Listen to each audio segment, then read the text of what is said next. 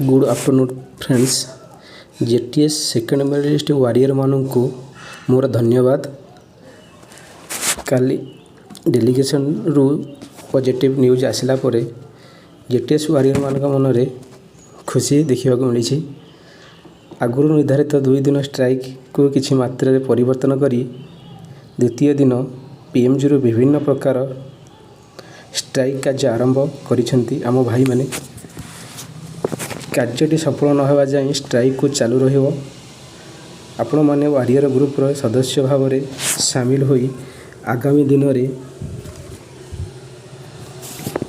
जो सब कार्य होगा जाऊँगी से अंशग्रहण करंतु एवं वारियर ग्रुप को आगू नवा को साहाय्य करंतु। धन्यवाद।